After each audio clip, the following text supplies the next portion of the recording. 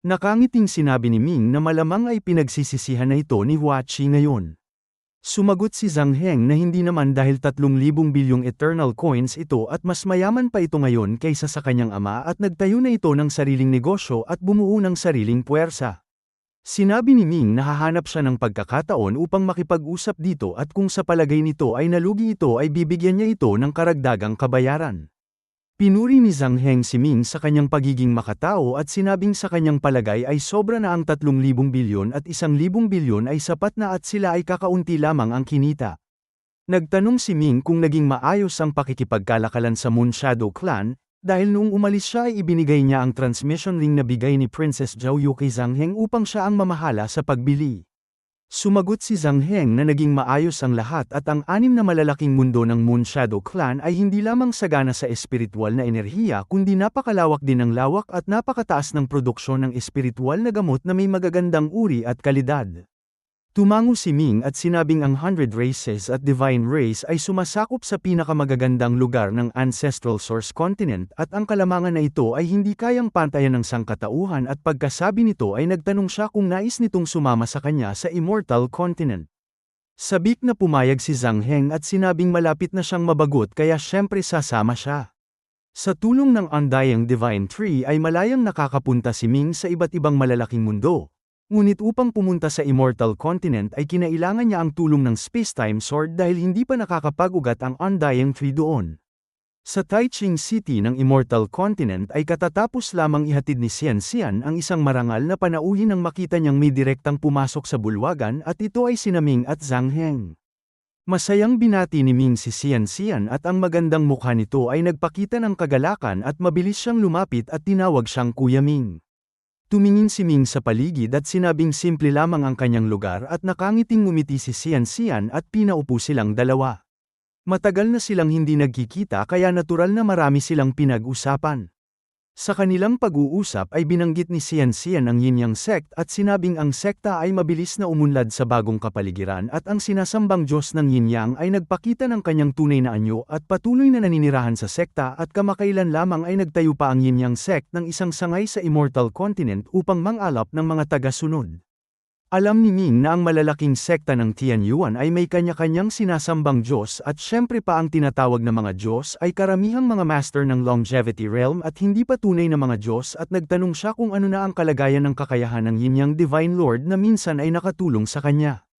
Sumagot si Xian Xian na ang Yin-Yang Divine Lord ay napakalakas at nabalitaan niyang ito ay personal na alagad ng Soul Emperor kaya natural na pambihira ang kanyang talento at nabalitaan din niyang ang sumasamba sa Yin-Yang Divine Lord ay hindi lamang ang Yin-Yang Sect kundi mahigit 100 malalaki at maliliit na sekta na walang mahina. Tumango si Ming at sinabing ang pagsasanay ng Divine Path ay talagang may kakaibang hiwaga. Sinabi pa ni Xian Xian na may isa pang bagay na may kinalaman sa kanila at kamakailan lamang ay inilabas ng Yin-Yang Sect ang listahan ng mga elder at nakasama ang kanilang mga pangalan at si Ming ay isang core elder at maging siya ay may mataas ding posisyon. Nagulat si Ming dahil matagal na siyang walang koneksyon sa Yin-Yang Sect at ang kanyang master na si Xian Tian ay pumanaw na, kaya nagtaka siya kung ano ang layunin ng sekta sa pagpapanatili ng kanyang pagkakakilanlan. Sinabi ni Xian Xian na kamakailan lamang ay nagpadala ang Yin-Yang Sect ng tao upang bumili ng maraming medicine pills at kung hindi ay hindi niya malalaman ang mga bagay na ito. Tumango si Ming at sinabing huwag na lamang itong pansinin at kung mayroon silang tunay na layunin ay malalaman din nila sa bandang huli. Sa kanilang pag-uusap ay mabilis na dumating si Hua Chi at pagkakita kay Ming ay agad na sinabing labis niyang pinagsisisihan ang kanyang desisyon. Natawa si Ming dahil alam niyang ang tinutukoy nito ay ang pagbili ng 3,000 bilyong eternal coins at sinadya niyang nagtanong kung ano ang pinagsisisihan nito at kung ang negosyo ng medicine pills ay hindi maganda at nalugi ito. Ngumisi si Hua Chi at sinabing hindi naman siya nalugi at sa katunayan ay kumita pa siya ng malaki. Ngunit siya ay naging masyadong sakim at 2 taon na ang nakararaan ay binago niya ang kasunduan at tinalikuran ng 30% kita upang kunin ang 3,000 bilyong eternal coins. Nakangiting sinabi ni Ming na ang 3,000 bilyon ay hindi na maliit at ang 3 Pure One Sect ay kumikita lamang ng 200 bilyong eternal coins bawat taon. Tama naman si Ming dahil ang isang malaking sekta tulad ng Three Pure Ones sect ay may taunang kita na ilang daang bilyong Eternal Coins lamang at sa pagkakaroon ni Hua Chi ng 3,000 bilyon ay siya ang magiging pinakamayamang tao sa Immortal Continent. Malungkot nang umiti si Hua Chi at sinabing kung hindi niya tinalikuran ang 30% ay ang kanyang taunang kita ay nasa 7 hanggang 800 bilyon at sa loob lamang ng ilang taon ay mababawi niya ang 3,000 bilyon. Sumagot si Xian na noong panahong yun ay ang kanilang taunang kita ay 500 bilyon pa lamang at hindi pa kasama ang gastos at kung kukunin ang 30% ay makakakuha lamang si Hua Chi ng ilang daang bilyon sa unang taon at hindi hangal si Hua Chi at ang dahilan kung bakit pinili nito ang 3,000 bilyon sa halip na 30% ay dahil sa palagay nito ay mas kapaki-pakinabang ang una.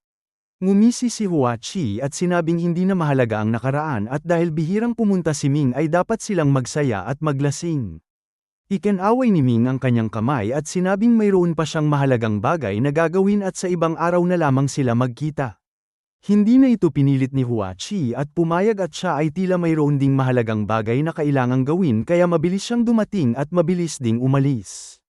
Nagtanong si Ming kung nasaan si Merong Xian at sumagot si Xian na si Merong Xian ang namamahala sa pakikipag-ugnayan sa mga dayuhan sa Immortal Continent at ang kanilang binibili ay halos kapantay ng mga lokal na mamimili kaya sila ay napakahalagang pinagkukunan ng kita at dahil dito ay sadyang inatasan niya si Merong Xian na makipag-ugnayan sa mga tao mula sa iba't ibang malalaking mundo. Si Xian ay dating sumusunod kay Ming sa negosyo ng bangko kaya napakatalas ng kanyang pag-iisip. Labis na nasiyahan si Ming at sinabing hindi siya nagkamali ng pagpili sa kanya at ang kanyang ginagawa ay napakahusay. Kinuha ni Xian ang aklat ng mga tala at ibinigay kay Ming at matapos itong tingnan ay nakita niyang mayroon itong halos 11,000 bilyong sobra at sinabi niyang kukunin niya ang 3,000 bilyon. Sumagot si Xian na ang lahat ay matatag na ngayon at sapat na ang 2 hanggang 3,000 bilyon na matira.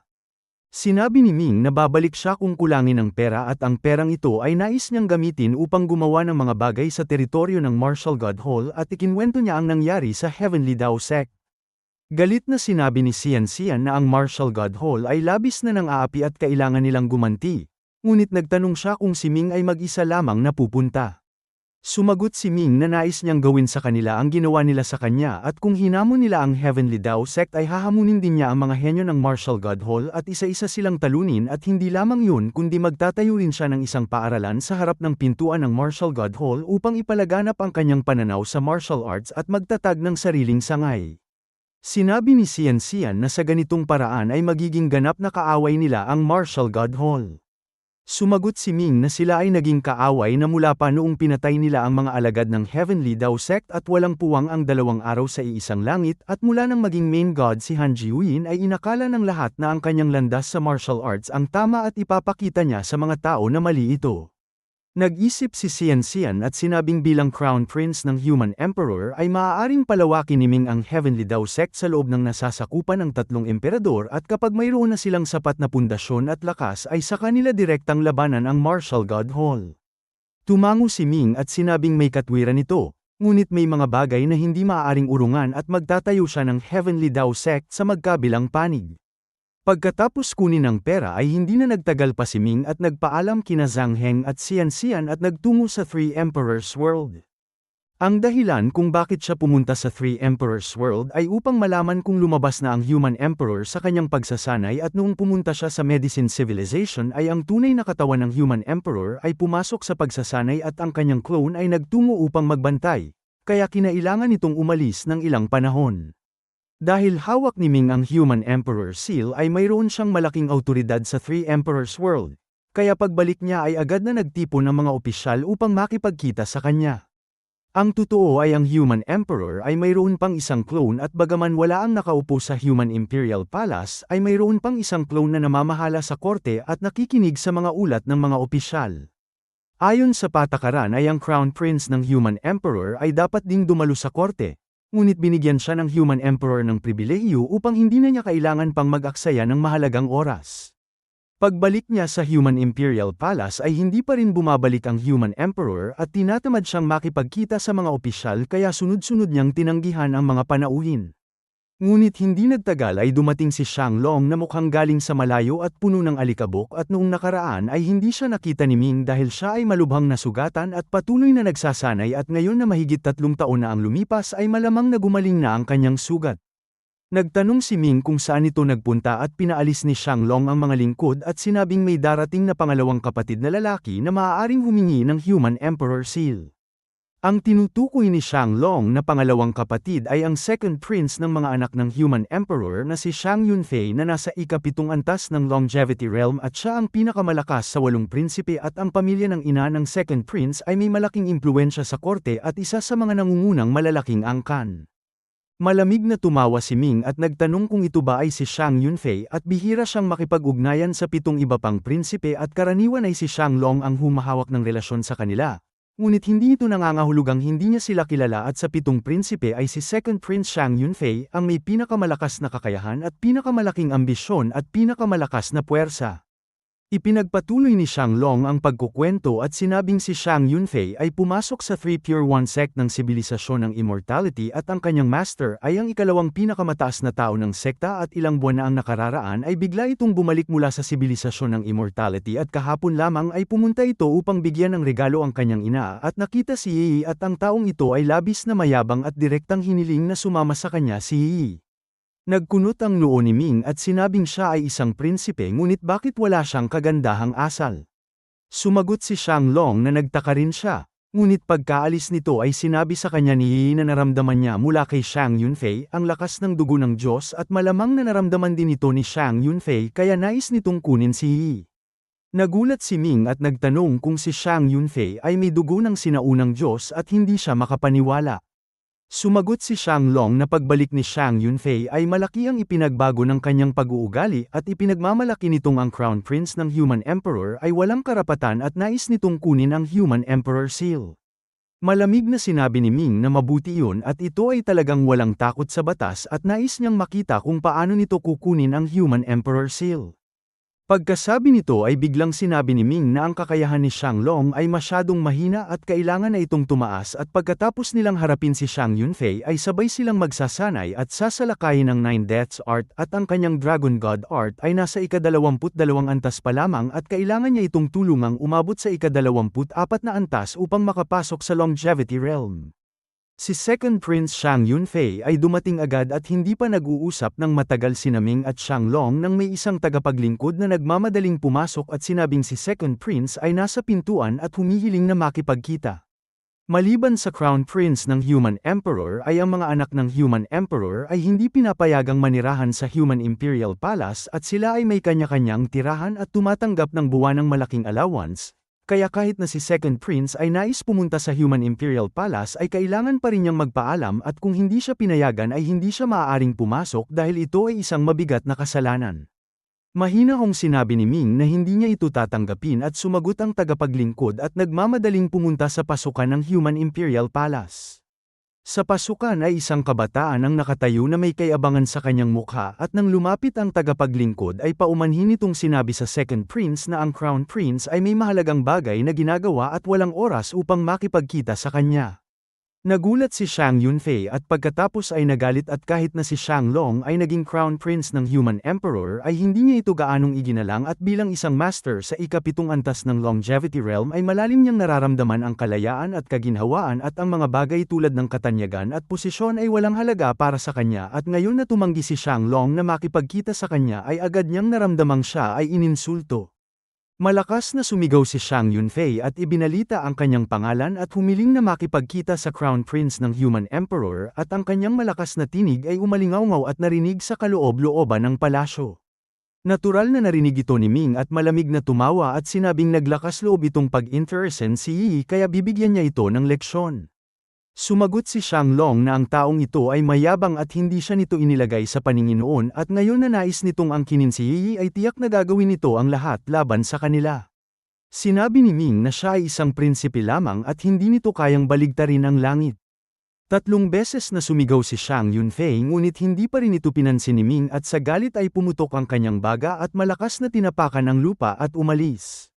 Iniulat ng tagapaglingkod na umalis na si Second Prince at tumango si Ming at nagtanong kay Xianglong kung kilala nito ang pamilya ng ina ni Xiang Yunfei. Sumagot si Shanglong na ang pamilyang iyon ay nagngangalang Yuan at naglabas sila ng 3 ministro at 1 punong ministro at marami pang ibang opisyal na may malaking kapangyarihan at ang kasalukuyang pinuno ng pamilya Yuan ay si Yuan Jingji na pangalawang ministro ng personnel. Agad na nagtanong si Ming kung nasaan ang lihim na tagapagbantay at isang anino ang lumitaw at lumuhad sa kanyang harapan at nagpakilala bilang isang miyembro ng Secret Guard.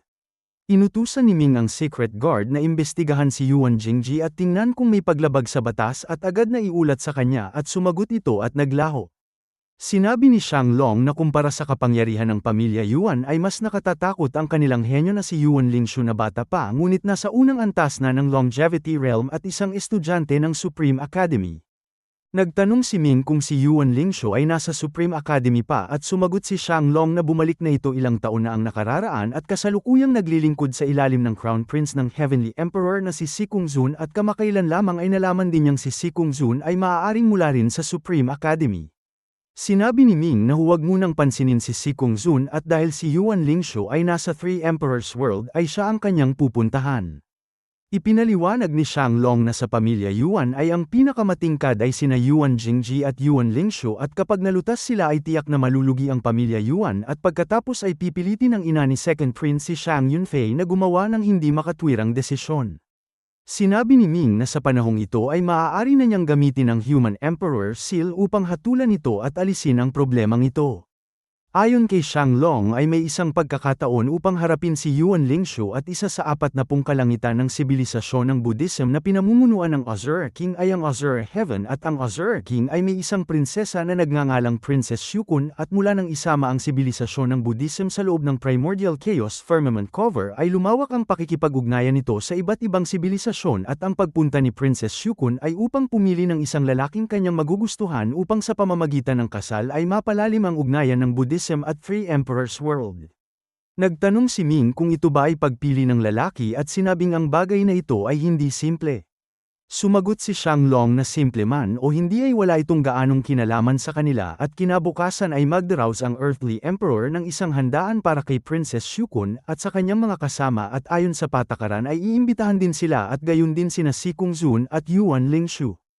Tumango si Ming at sinabing bilang Crown Prince ay hindi niya kailangan ng dahilan upang pumatay ng isang tagasunod, ngunit sa ganoong okasyon ay kailangan niya ng pagkakataon. Sumagot si Shanglong na ito ay simple at nabalitaan niyang si Yuan Lingshu ay labis na tapat kay Si Kungzun at kailangan lamang itong galitin. Sinabi ni Ming na pag-iisipan niya ang paraan sa tamang oras. Pagkatapos nito ay hindi na siya nagpahinga at tinulungan si Shanglong sa pagsasanay ng Heaven and Earth Great Potential at Infinite Divine Art at ang dahilan kung bakit niya pinili ang dalawang sining na ito ay dahil malaki ang maitutulong ng mga ito sa potensyal at talento ni Shanglong para sa kanyang pag-unlad sa hinaharap at kapag nasanay na ang dalawang sining na ito ay ang ika-24 na antas ng Dragon God Art ay makakamit na sa lalong madaling panahon.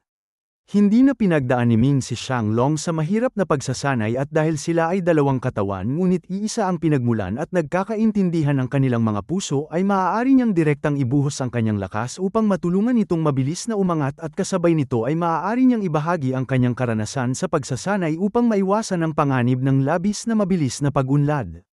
Sa loob ng silid ng pagsasanay ay inilagay ni Ming ang kanyang kamay sa tuktok ng ulo ni Shanglong at ang napakalakas na tubig ng Infinite Eternal Divine Sea ay bumuhos pababa at direktang bumuo ng isang bagong Infinite Divine Sea sa loob ng kanyang katawan. Ngunit ang kanyang Infinite Divine Sea ay may bahagyang eternal power na mas mahiwaga.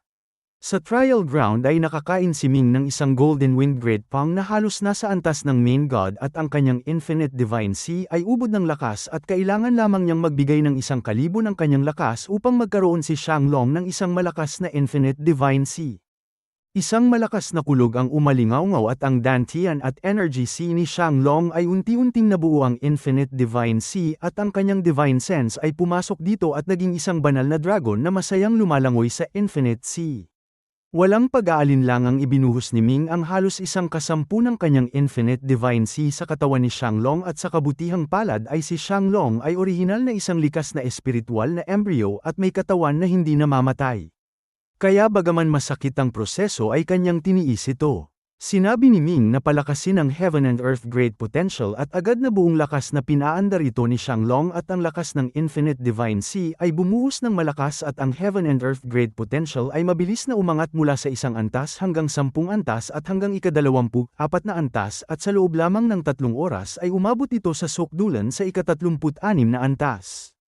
Nang maabot ng Heaven and Earth Great Potential ang Sukdulan ay sunod na sinanay ni Shanglong ang 9 Revolutions Golden Body at sa loob lamang ng ilang oras ay naabot din niya ang ganap na Golden Body at sa panahong ito ay ginamit ni Ming ang kanyang kapangyarihan upang kumuha ng maraming mamahaling materyales mula sa kaba ng Human Emperor upang tulungan siyang umangat at pagsapit ng ikalawang araw ng sumikat ang araw ay pumasok na si Shanglong sa malalim na meditation at pagkatapos niyang makamit ang ganap na Golden Body ay sinimulan naman niyang sanayin ang Heavenly God Transformation.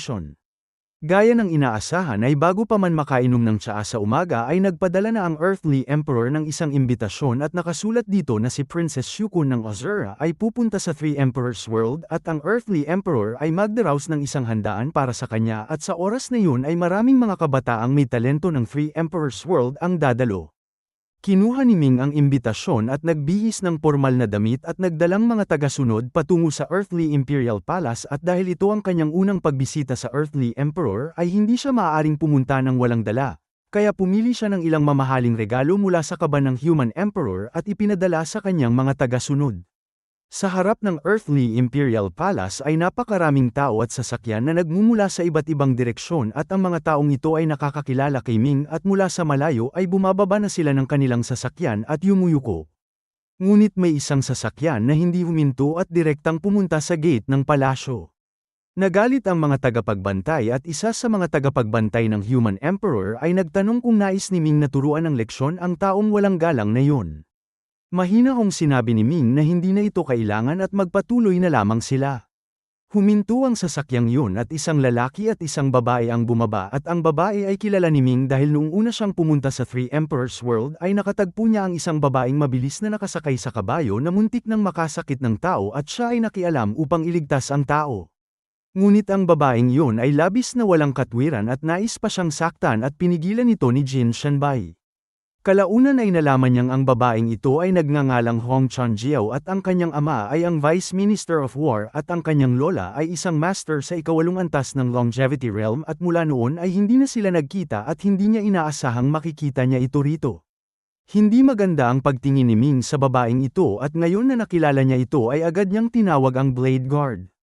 3 dilaw na usok ang lumitaw mula sa lupa at isang tagapagbantay na nakadilaw na may dalang espada ang lumitaw at sila ay isa sa 4 na tagapagbantay ng Human Emperor na tinatawag na Blade Guard na pawang may dalang espada at dalubhasa sa pagdakip at pag-escort ng mga tao.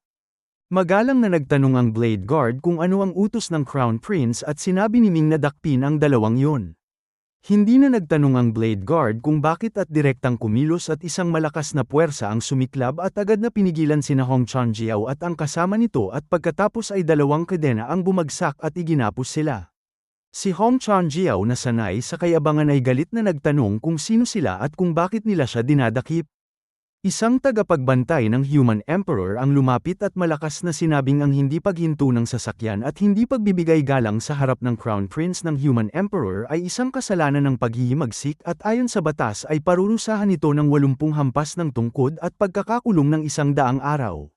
Nang marinig ni Hong Chanjiao na tatanggap siya ng 80 hampas ng tungkod ay natakot siya dahil ang tungkod na yun ay napakasakit at hindi niya ito kakayanin at nagmakaawa siya sa opisyal na patawarin siya dahil ang kanyang ama ay ang Vice Minister of War na si Hong Yunxiang. Ikinaway ng tagapagbantay ng Human Emperor ang kanyang kamay at inutusan ng Blade Guard na dalhin sila at wala silang pakialam kung sino ang kanyang ama.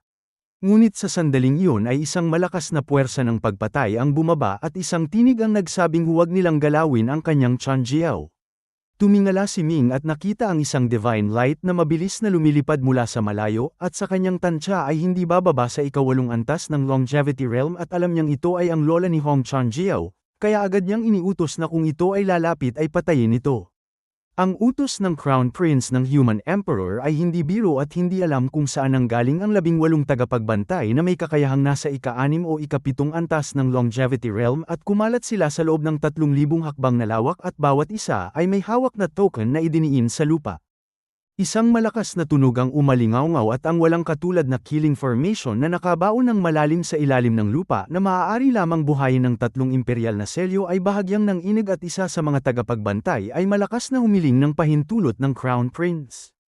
Kinuha ni Ming ang Human Emperor Seal at idiniin ito sa lupa at isang liwanag ng simbolo ang bumaba at ang formation ay tuluyang na-activate at ang malakas na puwersa ay damaloy sa pamamagitan ng mga token patungo sa 18 tagapagbantay at ang kanilang kakayahan ay hindi kapani-paniwalang mabilis na tumaas sa ikasyam na antas ng Longevity Realm at ito ay ang unang pagbabago lamang ng formation sa ilalim ng lupa at ang kasunod na mga epekto ay mas malakas at mas nakatatakot pa.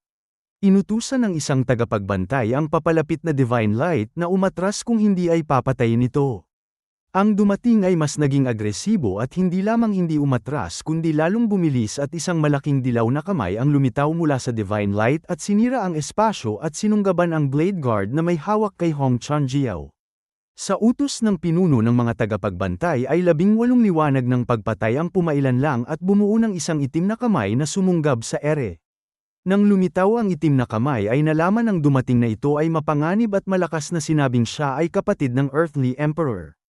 Ngunit huli na ang lahat at ang itim na kamay ay hamampas paitaas at isang walang hanggang nakatatakot na puwersa ang kumilos at ang Divine Light at dilaw na kamay ay nagkadurog-durog at isang malakas na sigaw ang umalingaw-ngaw at ang pag-ataking ito ay katumbas ng pinagsamang pag-atake ng 18 Master sa ikasyam na antas ng Longevity Realm at paano ito kakayanin ng isang nasa ikawalong antas ng Longevity Realm, kaya agad itong napatay at tanging isang hibla ng orihinal na espiritu ang nakatakas sa pamamagitan ng liwanag ng pagtakas. Ang mga master na nasa ikapitong antas ng Longevity Realm pataas ay napakahirap patayin at kadalasan ay mayroon silang napakalakas na paraan upang iligtas ang kanilang buhay at bagaman hindi nila ito tuluyang napatay ay malaki ang naging pinsala nito at hindi ito makakabawi sa maikling panahon. Nang makita ni Hong Chanjiao na maging ang kanyang lola ay tumakas ay namutla siya at sumigaw at humingi ng tawad sa Crown Prince, ngunit hindi siya pinansin ng Blade Guard at direktang dinala siya. Isang tagapagbantay ng Human Emperor ang lumapit at sinabi kay Ming na ang lalaking kasama ni Hong Chanjiao ay nagngangalang Hong Xuanji na nag-iisang anak ni Hong Jingji at ang pagpunta nito ay upang makuha ang pabor ni Princess Shukun. Tumango si Ming at sinabing pumasok na sila. Sa labas ng Earthly Imperial Palace ay nangyari ang malaking kaguluhan at natural na nalaman ito ng Earthly Emperor at ng kanyang mga tauhan. Ngunit kahit na ang kanyang sariling kapatid ay malubhang nasugatan ay hindi pa rin kumilos ang Earthly Emperor. Dahil ang kanyang kapatid ay labis na walang takot sa batas at naglakas loob na maging walang galang sa Crown Prince ng Human Emperor. Pagpasok sa Earthly Imperial Palace ay may isang tagapaglingkod na gumabay kay Ming patungo sa bulwagan ng handaan ng Earthly Emperor at sa sandaling iyon ay marami ng tao sa bulwagan na nag-uusap-usap sa maliliit na grupo. Pagpasok ni Ming ay ang karamihan ay mabilis na lumapit upang bumati at may malaking paggalang, dahil si Ming ay hindi lamang ang Crown Prince ng Human Emperor kundi siya rin ang taong gumawa ng malaking ambag para sa sangkatauhan at ang kanyang pagpasok sa Creation Grounds at pagkakuha ng Creation Artifact na Primordial Chaos Firmament Cover ay isang kakayahang hindi taglay ng sinuman. Ngunit mayroon ding hindi tumayo at yun ay si Si Kung Zun. Hindi pa gaanong nakikita ni Ming si Si Kung Zun at hindi pa sila nag-uusap. Ngunit sa isang tingin ay agad niya itong nakilala dahil ang kanyang tindig ang pinakamalakas sa lahat. Si Si Kung Zun ay may isang kasama lamang na isang kabataang nakabughaw na damit na direktang nakatitig sa harapan at hindi man lamang tumingin sa kadadating na si Ming. Nakangiting lumapit si Ming at bumati kay Si Kung Zun bilang Crown Prince ng Heavenly Emperor. Bahagyang tiningnan ni Si Kung Zun si Ming at mahinahong sinabing umupo ito. Nagbigay galang si Ming at umupo sa harap ni Si Kung Zun at sa bulwagan ay kakaunti lamang ang mga mararangal na upuan at ngayon ay inangkin ito ng dalawang Crown Prince kaya natural na walang maglakas loob na tumutol. Magkaharap silang naupo na may daanan sa gitna at may mga prutas at alak sa kanilang harapan. May interes na tiningnan ni Si Kung Zun si Ming at nagtanong kung siya ba ang pumatay sa kanyang ikasyam na kapatid noon. Noong una ay inutusan si Ming na pumunta sa Ping'an County at pinatay niya ang ikasyam na anak ng Heavenly Emperor na si Shi Yuansha at ang pangyayaring ito ay nagdulot ng alitan sa pagitan ng Heavenly Emperor at Human Emperor na matagal bago naayos at nang makitang binanggit nito ang lumang bagay ay nagkunwari siyang nagulat at nagtanong kung si Shi Yuansha ay ang ikasyam na kapatid ng Crown Prince ng Heavenly Emperor at sinabing ito ay talagang kapes-palad at noong panahong yun ay sinabi nitong siya ay nagngangalang Shi kaya hindi niya naisip na ito ay mula sa pamilya ng Heavenly Emperor. Dahil ang Heavenly Emperor ay may apelyidong Sikong at ang Crown Prince ay may apelyido ring Sikong at hindi Shi. Hindi nagalit si Sikong Zun at sinabing natural lamang na hindi ito alam ni Ming dahil ang kanyang ikasyam na kapatid ay sumunod sa apelyido ng kanyang ina at siya ang magmamana ng posisyon ng pinuno ng pamilyang Shi at kung babanggitin ang pamilyang Shi ay maaaring hindi alam ni Ming na ang pamilyang Shi ang pinakamalaking angkan sa Three Emperors World at kalahati ng mga opisyal sa korte ay mga alagad ng pamilyang Shi at sa pamamagitan ng paraan ay ang Earthly Emperor ay may apelyido ring Shi. Nabahala si Ming at naisip na ang pagpatay kay Shi Yuansha ay tiyak na nagdulot ng galit ng pamilyang Shi at ang muling pagbanggit ni Sikong Zun nito ay natural na upang magalit ang Earthly Emperor sa kanya. Mahinahon niyang sinabi na ito ay nakaraan na at si Shi Yuansha ay may sariling kasalanan kaya hindi niya ito kasalanan. Tumawa si Sikong Zun at sinabing tama si Ming at kung siya ang nasa posisyon nito ay papatayin din niya ito. Ngunit ang kanyang ikasyam na kapatid ay anak ng Heavenly Emperor at tagapagmana ng pamilyang Shi at hindi ito maaaring patayin ng kahit sino. Ang mga salita ni Sikong Zun ay biglang nagkaroon ng bahagyang tensyon at tumawa si Ming at sinabing pinatay na niya ito at ang Heavenly Emperor ay walang pagtutol at nagtanong kung ang Crown Prince ng Heavenly Emperor ay may ibang pananaw. Sumagot si Sikong Zun na mayroon siyang pananaw at nabalitaan niyang si Ming ay pumasok sa Creation Grounds at gumawa ng malaking ambag para sa sangkatauhan at tiyak na hindi mahina ang kanyang kakayahan. Mapagpakumbabang sinabi ni Ming na ang kanyang kakayahan ay malayong mas mababa kaysa sa Crown Prince ng Heavenly Emperor. Mahinahong sinabi ni Sikong Zun na ang kanyang kakayahan ay hindi nga gaanong mataas at ang kanyang pagkakaligtas sa Creation Grounds ay isang himala. Sumagot si Ming na ang bawat malakas ay may panahon ng kahinaan at ang kahinaan ngayon ay hindi nangangahulugang kahinaan sa hinaharap at nabalitaan niyang ang Crown Prince ng Heavenly Emperor ay may pambihirang talento at bata pa ay pumasok na sa Longevity Realm at ito ay talagang kahanga-hanga, ngunit sa kasamaang palad ay may isang bagay. Natural na nagtanong si Sikong Zun kung ano ang bagay na yun. Sinabi ni Ming na ang Crown Prince ng Heavenly Emperor ay hindi karapat-dapat sa kanyang pangalan. Malamig na tumawa si Sikong Zun at nagtanong kung ano ang ibig sabihin nito. Ipinaliwanag ni Ming na nabalitaan niyang ang Crown Prince ng Heavenly Emperor ay pumasok sa ikatlong antas ng Longevity Realm 10 taon na ang nakararaan at ngayon ay nasa ikatlong antas pa rin at ang gayong pag-unlad ay napakabagal at sa kanyang pagmamasid sa katawan ng Crown Prince ng Heavenly Emperor ay tila may malaking kakulangan at malamang na may problema ang kanyang pagsasanay at ang pagsasanay ay tulad ng pagsagwan laban sa agos na kung hindi uusad ay uurong at nag-aalala siyang baka mawalan ng karapatan ang Crown Prince ng Heavenly Emperor bilang Crown Prince. Ang kabataang nakabughaw na damit sa harap ni Sikong Zun ay biglang tumayo at malamig na tiningnan si Ming at si Sikong Zun ay nagbago rin ng ekspresyon dahil ang kanyang pagsasanay ay may problema nga at hindi niya nais na malaman ito ng iba at malamig niyang sinabing ang kanyang pagsasanay ay walang problema at hindi ito dapat alalahanin ni Ming at sa halip ay nagtanong kung si Ming ay pumunta dito upang pakasalan si Princess Xiuqun. Natural na wala si Ming ng ganitong ideya. Ngunit ang nais ng kanyang kalaban ay nais din niya at hindi bababa sa hindi niya hahayaang makuha ito ng kabilang panig. Kaya tumawa siya at sinabing sino ba ang hindi nagkakagusto sa magagandang babae at natural na siya ay pumunta. Nang marinig ito ni Sikong Zun ay bigla siyang tumawa ng malakas at nagtanong kung sino ang nagsabing maganda siya. Nagulat si Ming dahil nabasa niya sa mga klasikong aklat na ang mga lalaking Azura ay napakapangit ngunit ang mga babae ay napakagaganda at inakala niyang si Princess Xiuqun ay mas maganda pa, kaya nagtaka siya kung bakit sinabi nitong hindi siya maganda. Sumagot si Sikong Zun na si Princess Xiuqun ang pinakapangit sa mga babaeng Azura. Mahinahong sinabi ni Ming na ang panlabas na kagandahan ay walang kahulugan para sa mga nagsasanay at pareho silang kayang magbago ng anyo upang maging napakaganda at lalo na ang isang babaeng tulad ni Princess Xiuqun. Tumawa si Sikong Zun at sinabing dahil hindi ito mahalaga sa kanya ay maaari niya itong pakasalan. Sumagot si Ming na ang kanyang pagpapakasal ay hindi pinapasyahan ng iba. Biglang nagtanong si Sikong Zun kung nais niyang makipagpustahan. Pinaningkitan ni Ming ang kanyang mga mata at nagtanong kung anong uri ng pastahan ito. Ipinaliwanag ni Si Kongzun na sila ay huhulaan kung ilang hibla ng buhok mayroon si Princess Shukon at kung sino ang may pinakamalapit na bilang ang siyang mananalo. Sinabi ni Ming na ang paksa ay pinili ni Si Kongzun kaya hindi ito makatarungan at siya rin ay magbibigay ng isa pang paksa. Pumayag si Si Kongzun at nagtanong kung ano ang pangalawang paksa at sinabi ni Ming na sila ay huhulaan ng bigat ni Princess Shukon at kung sino ang may pinakamalapit na bilang ang siyang mananalo. Pumayag si Si Kongzun, ngunit sinabing ang matatalo ay kailangang pakasalan si Princess Shukon bilang asawa.